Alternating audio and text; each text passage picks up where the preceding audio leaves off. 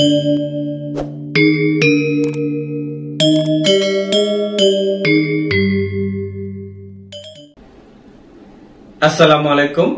Bertemu kembali dengan saya Cipta Hening, founder Majelis Zikir dan Tasyawuf Sirul Asro Mojokerto.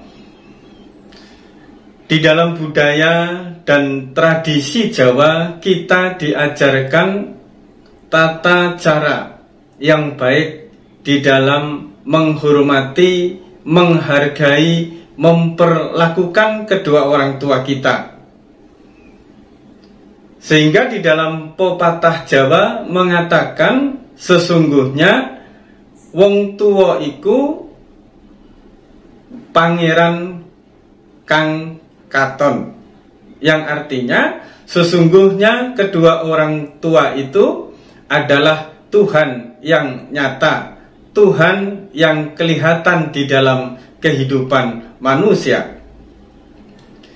Dan Allah sendiri menyampaikan ridho daripada Tuhan, ridho daripada Allah itu tergantung ridhonya kedua orang tua kepada seseorang. Sahabatku meditasi kuantum dimanapun berada, kelahiran kita di dunia ini yang di dalam bentuk jasad ini, dari mulai ujung rambut sampai ujung kaki, yang bersifat zahir, yang bersifat batang tubuh di dalam diri kita, itu mutlak menjadi hak prerogatif daripada kedua orang tua kita. Apabila seseorang itu di dalam hidupnya selalu mencari ridho kepada kedua orang tuanya, selalu melayani dengan baik, mengabdi dengan baik, berusaha untuk berkorban, berjuang demi membahagiakan kedua orang tuanya, maka kehidupan dunianya akan baik, rezekinya baik, ekonominya berlimpah, tidak pernah mengalami kekurangan, kerugian, ataupun kesulitan di dalam ekonomi. Uangnya banyak, hartanya banyak, usahanya berkembang dengan pesat. Begitu juga rumah tangganya, anak-anaknya menjadi anak-anak yang soleh dan solehah. Begitu juga seterusnya. Kita seringkali mencari jalan keluar di dalam kehidupan kita, keluar diri kita. Kita seringkali mengalami kebangkrutan, kesulitan ekonomi, pekerjaan yang seret, ekonomi yang berantakan, keluarga yang carut marut, menuju kehancuran, anak yang nakal, dan lain sebagainya, yang menyebabkan diri kita merasa di dalam keadaan yang sangat terjepit, yang sangat menyedihkan. Seringkali kita mencari jalan keluar diri kita. Kita tidak pernah berintrospeksi, mencari jalan keluar ke dalam diri kita sendiri. Sudahkah kita berbakti kepada kedua orang tua kita? Sudahkah kita membuat bahagia kepada kedua orang tua kita?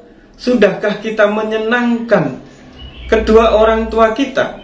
Atau justru sebaliknya, hidup kita selalu menyulitkan, hidup kita selalu membangkang, menentang, sehingga membuat kedua orang tua kita itu di dalam keadaan yang tidak ridho di dalam kehidupan kita. Tercukupinya kebutuhan jasad kita, baik itu secara materi, keluarga, anak-anak kita, harta benda kita, keberkahannya dan keberlimpahannya itu tergantung hubungan kita kepada kedua orang tua kita. Apabila kita menjalin hubungan yang baik dengan kedua orang tua kita, selalu mengedepankan kebahagiaan kedua orang tua kita, meskipun kita telah berkeluarga, meskipun kedua orang tua kita mungkin telah berpulang,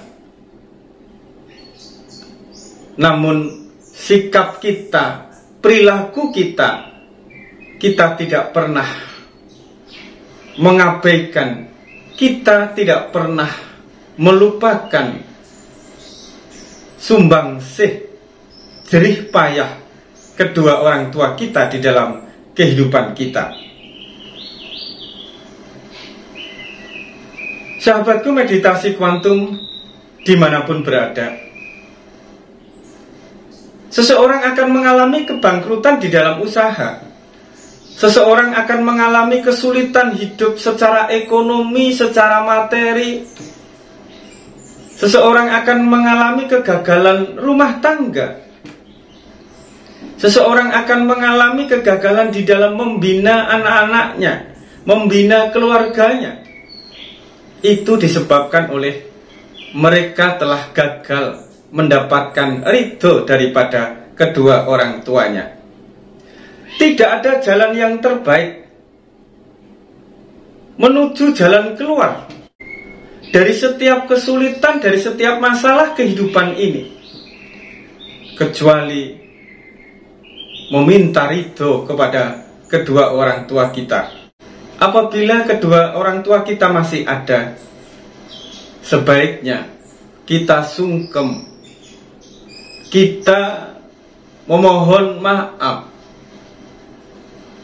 kita datang mensuci kedua kakinya dengan air, lalu airnya kita buat untuk mandi atau cuci muka. Dengan demikian, apabila kita telah berbuat baik, meminta maaf, meminta ridho, dan berjanji akan memperbaiki sikap kita, perilaku kita kepada kedua orang tua kita yang masih ada, maka jalan perbaikan di dalam kehidupan kita akan terbuka dimanapun dan dari manapun. Dan apabila kedua orang tua kita ataupun salah satu orang tua kita telah tidak ada, telah meninggal dunia, jalan satu-satunya adalah kita sering mengirimkan doa, mengirimkan Al-Fatihah, mengirimkan sholawat, dan kita beramal yang baik, bersedekah, atau memberi santunan kepada orang lain dengan mengatasnamakan orang tua kita yang telah tiada. Dengan demikian, apabila kita sering-sering mendoakan, sering-sering berkirim Al-Fatihah, dan melakukan sedekah mengatasnamakan orang tua kita yang telah tiada, maka itulah jalan satu-satunya untuk membuka kehidupan kita menuju keberuntungan, menuju keberlimpahan, kesejahteraan, dan kemakmuran. Sahabatku, meditasi kuantum dimanapun berada, ingat, kebutuhan jasad kita ini termasuk di dalamnya kebutuhan materi, kebutuhan ekonomi, kebutuhan ketentraman, kebahagiaan yang bersangkutan dengan batang tubuh kita, agar rezeki selalu mengalir, badan selalu sehat, dan setiap masalah di dalam kehidupan segera menemukan jalan keluar. Tidak ada pintu yang lain kecuali keridhaan orang tua kita. Ridhonya orang tua kita doanya orang tua kita lebih ampuh daripada doanya seorang wali, meskipun wali tersebut wali kutub sekalipun, karena ridhonya orang tua adalah ridhonya Tuhan. Karena doanya orang tua adalah doa Tuhan, doa Allah, doa semesta untuk orang tersebut, untuk orang yang didoakan oleh orang tuanya.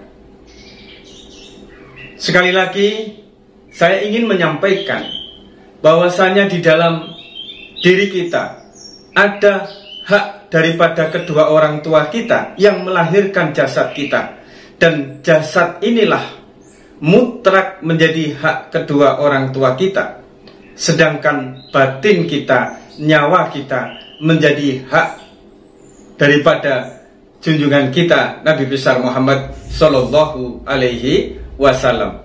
Apabila seseorang ingin mendapatkan kebahagiaan, keberlimpahan, kemakmuran dunianya, maka dia harus berbakti kepada kedua orang tuanya, berjuang selalu ingin membahagiakan, menyenangkan hati orang tuanya. Dan apabila seseorang itu ingin mendapatkan pencerahan, ingin mendapatkan kelapangan hati, ingin mendapatkan kedamaian hati, dan ingin menyempurnakan perjalanan rohaninya, itu menjadi hak daripada junjungan kita Nabi besar Muhammad Sallallahu Alaihi Wasallam. Zahirnya menjadi hak daripada kedua orang tuanya, batinnya menjadi hak daripada Rasulullah Sallallahu Alaihi Wasallam.